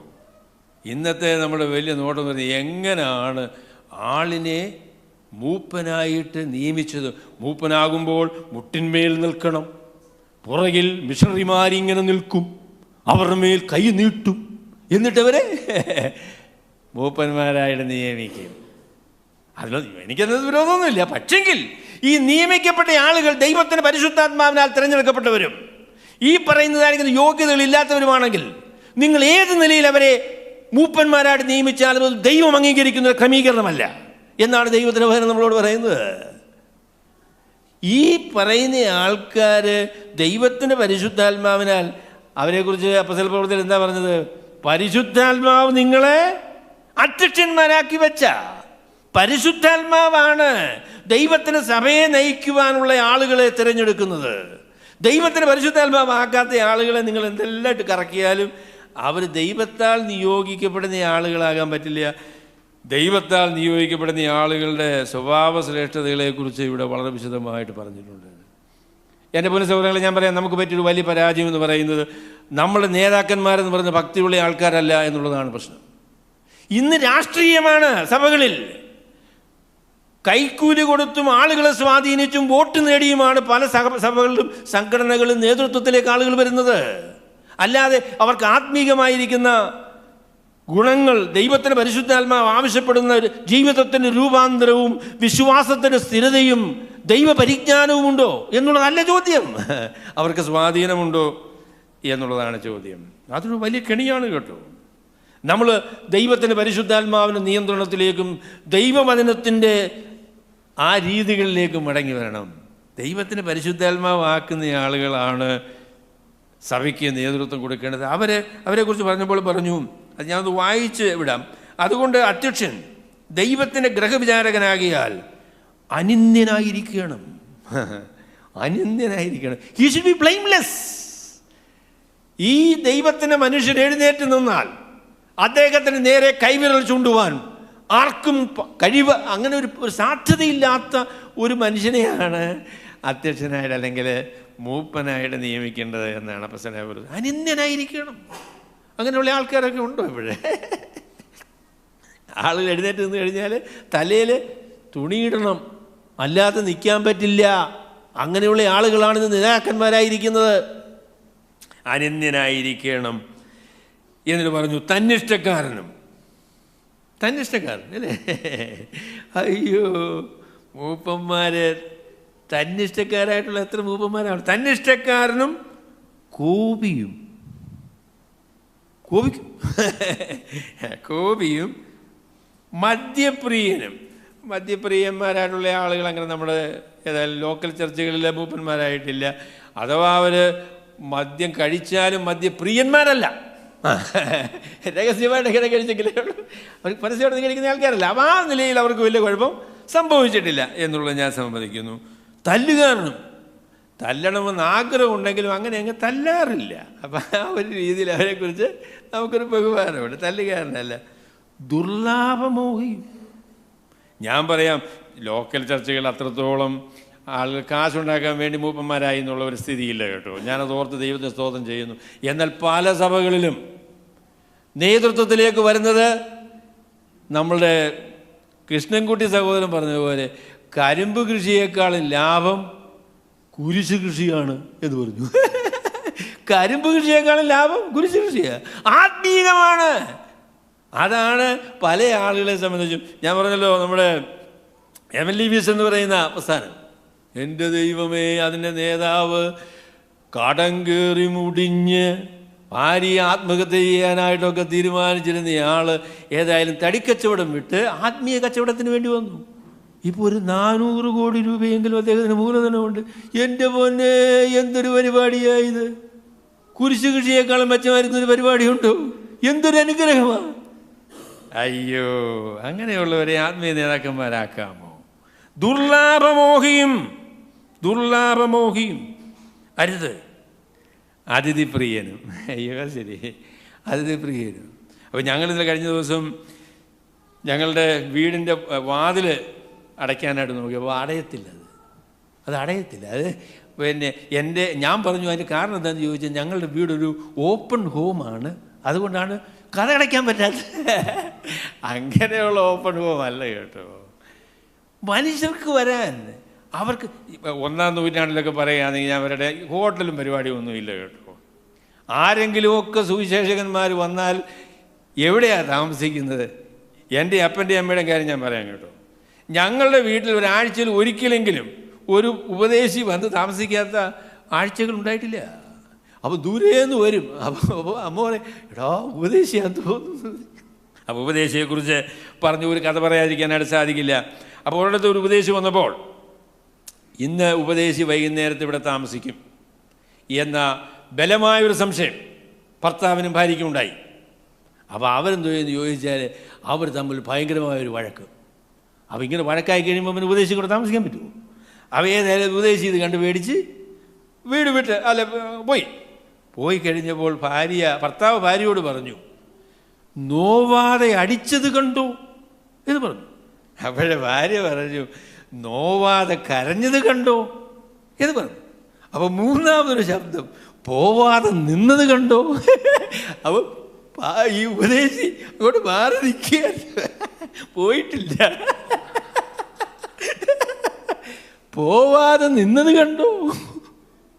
അവിടെ ഞാൻ പറഞ്ഞത് അന്ന് ഇത് തമാശ ആണെങ്കിലും പറയാം, ആദ്യ നൂറ്റാണ്ടിലൊക്കെ ഉപദേശിമാർ വന്നാൽ, പ്രസംഗകന്മാർ വന്നാൽ വീട്ടിൽ താമസിക്കുകയാണ് പരിപാടി. അതിഥിപ്രിയന്മാരാണ്. എൻ്റെ അമ്മ എന്തോ ഒരു ഉപദേശിമാർക്ക് ചോറ് കൊടുത്തിട്ടുണ്ടെന്ന് അറിയാമോ? അതിനെക്കുറിച്ച് ഞങ്ങൾ കുടുംബക്കാരെക്കുറിച്ച് പറയുമ്പോൾ പറയും, എടാ അവന്മാർക്കൊക്കെ നന്മ വന്നതിൻ്റെ കാരണം അവർ ഉപദേശിമാർക്കും ഒക്കെ ചോറ് വെച്ച് കൊടുത്തതിന് അനുഗ്രഹമാണ്, ബൈബിൾ ചുമന്നതിന് ചുമട്ടുകൂലിയാണ് എന്ന്. ഞങ്ങളൊക്കെ പാവപ്പെട്ട മനുഷ്യരായിരുന്നു കേട്ടോ. എൻ്റെ പൊന്നെ ഇപ്പം എന്തോരം പണക്കാരായി പോയിന്നറിയാമോ? 5000 കോടി രൂപയുടെ മൂലധനം, 15,000 കോടി മൂലധനമൊക്കെ ഉള്ള ആൾക്കാരുണ്ട് ഞങ്ങളുടെ കുടുംബത്തിൽ. അതൊക്കെ അതിൻ്റെ ഇതിനെക്കുറിച്ച് ഞാൻ പറയണില്ല. എങ്കിലും ഞാൻ ഒരു കാര്യം പറയാം. ഒരു കാലത്ത് ഒരുപാട് കഷ്ടപ്പെടുകയും സുവിശേഷകന്മാരൊക്കെ വന്നാൽ ദിവസങ്ങളോളം വീട്ടിൽ താമസിക്കുകയും ചോറും കറിയും ഒക്കെ ഉണ്ടാക്കി കൊടുക്കുകയും ചെയ്ത ഒരു പാരമ്പര്യമുണ്ട്. ഞാനതിനെ ഓർത്ത് ദൈവത്തിന് സ്തോത്രം ചെയ്തു. അതിഥിപ്രിയന്മാരായിരിക്കുന്ന ആളുകൾ, സൽഗുണപ്രിയരെ, അയ്യോ കർത്താവേ സ്തോത്രം. സുബോധശീലൻ, നീതിമാൻ, നിർമ്മലൻ, ജിതേന്ദ്രിയൻ, പത്യോപദേശത്താൽ പ്രബോധിപ്പിക്കാനും വിരോധികൾക്ക് ബോധം വരുത്തുവാനും ശക്തരാകേണ്ടത് ഉപദേശപ്രകാരമുള്ള വിശ്വാസി വചനം മുറുകെ പിടിക്കുന്നവരുമായിരിക്കണം. അപ്പം അതാണ് ഈ മൂപ്പന്മാരുടെ പ്രത്യേകത എന്ന് പറയുന്നത്. അവരുടെ സ്വഭാവ ഗുണവും അവരുടെ വിശ്വാസത്തിൻ്റെ നിർമ്മലതയും ഉപദേശശുദ്ധിയും ജീവിത വിശുദ്ധിയും ഒക്കെയാണ്, അല്ലാതെ മറ്റ് കാര്യങ്ങളൊന്നുമല്ല.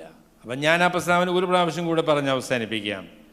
മൂപ്പന്മാരെ നിയമിക്കുന്നത് എങ്ങനെയാണ്, ആരാണ് നിയമിക്കുന്നത് എന്നുള്ളതിനല്ല ബൈബിളിൽ പ്രാധാന്യം. അവരാരാണ്, എങ്ങനെയുള്ള ആളുകളെയാണ് മൂപ്പന്മാരാക്കേണ്ടത് എന്നതാണ്. അപ്പോൾ അതിനോട് ചേർത്ത് ഇതോടെ പറഞ്ഞ് ഞാൻ അവസാനിപ്പിക്കാം. അപ്പോൾ ആരാണ് മൂപ്പന്മാരെ നിയമിക്കേണ്ടത്? ഞാൻ പറയാം.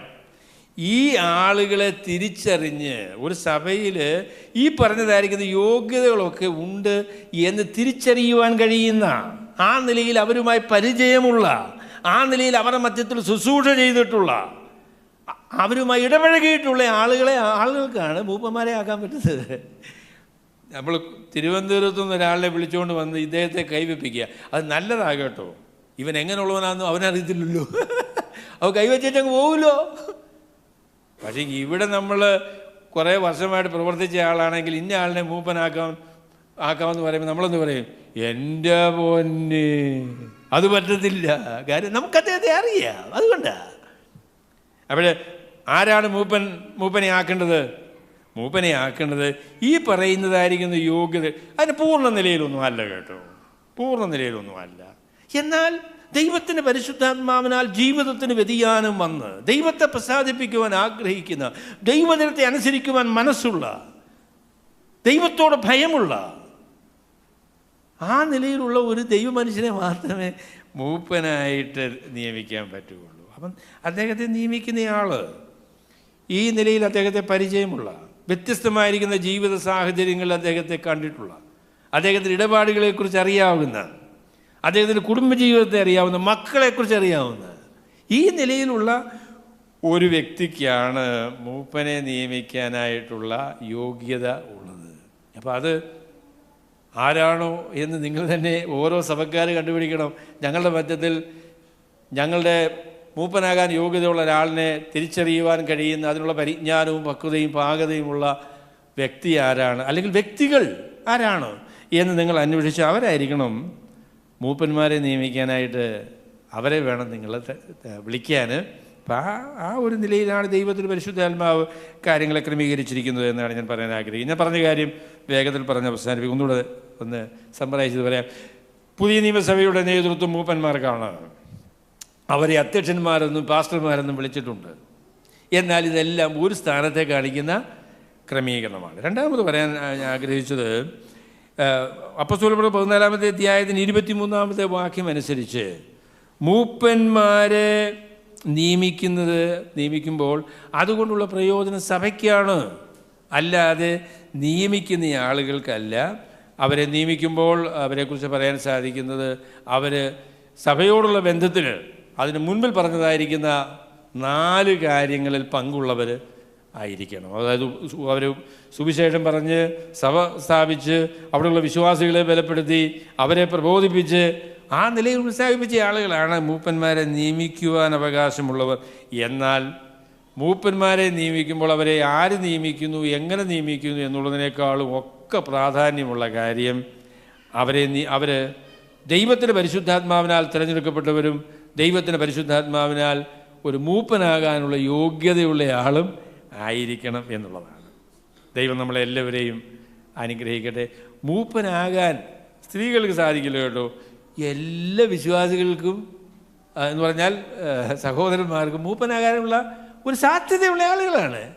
നിങ്ങളെങ്ങനെയാണ് മൂപ്പനാകുന്നത്? അതിനുള്ള യോഗ്യത ദൈവത്തിൻ്റെ പരിശുദ്ധാത്മാവിനാൽ ദൈവവചനത്തിന് വിധേയപ്പെട്ട് നിങ്ങൾക്കുണ്ടായാൽ നിങ്ങൾക്ക് മൂപ്പനാകാം എന്നാണ് ദൈവത്തിൻ്റെ വചനം പറയുന്നത്. സഹോദരിമാർ മൂപ്പന ആയില്ലെങ്കിലും ഞാൻ പറയാം, മൂപ്പന്മാരെ പോലെ തന്നെ ജീവിതത്തിൻ്റെ വിശുദ്ധിയും ദൈവകൃപയും ഒക്കെ പ്രാപിച്ച് ദൈവമക്കൾക്ക് പ്രയോജനമുള്ള ഈ അതിഥിപ്രിയം എന്നൊക്കെ പറഞ്ഞല്ലോ, ആരാ അതിൽ മുഖ്യമായി പ്രവർത്തിക്കുന്നത്? സഹോദരിമാരാണ്. അങ്ങനെയുള്ള നല്ല സഹോദരിമാരെ ഓർത്ത് ഞാൻ ദൈവത്തിന് സ്തോത്രം ചെയ്യുന്നു. നിങ്ങൾ അതിഥിപ്രിയരും കർത്താവിനെ സ്നേഹിക്കുന്നവരും സുവിശേഷം പറയുന്നവരും ദൈവരാജ്യത്തിന് വേണ്ടി അധ്വാനിക്കുന്നവരുമായി തീരുവാൻ സർവശക്തനായ ദൈവം നിങ്ങളെ അനുഗ്രഹിക്കുമാറാകട്ടെ. ഞങ്ങളുടെ സ്നേഹമുള്ള വാഴ്ത്തപ്പെട്ട പിതാവേ, അവിടെ ഞങ്ങളെ അനുഗ്രഹിക്കുന്ന അവിടുത്തെ എല്ലാ വഴികൾക്കായിട്ട് ഞങ്ങൾ നന്ദിയോടുകൂടെ അങ്ങേക്ക് സ്തോത്രങ്ങൾ അർപ്പിക്കുന്നു. ദൈവത്തിൻ്റെ പരിശുദ്ധാത്മാവിനാൽ ദൈവം ആഗ്രഹിക്കുന്ന പോലെയുള്ള രൂപാന്തരവും വ്യതിയാനവും ഞങ്ങളുടെ ജീവിതത്തിലോടൊന്ന് വരുത്തണം എന്ന് ഞങ്ങൾ അങ്ങയോട് പ്രാർത്ഥിക്കുന്നു. ദൈവത്തെ പ്രതിനിധാനം ചെയ്യുന്ന ദൈവസഭയെ നയിക്കുന്ന ആളുകൾ എന്നുള്ള നിലയിൽ കർത്താവിൻ്റെ സ്വഭാവവും കർത്താവിൻ്റെ മനസ്സുമുള്ളവരായി ഈ ലോകത്തിൽ ദൈവത്തിന് വേല ചെയ്യുവാൻ ഞങ്ങളെ പ്രാപ്തിപ്പെടുത്തണമേ എന്ന് ഞങ്ങൾ പ്രാർത്ഥിക്കുന്നു. കർത്താവായ യേശു ക്രിസ്തുവിൻ്റെ വിലയേറിയ നാമത്തിൽ തന്നെ.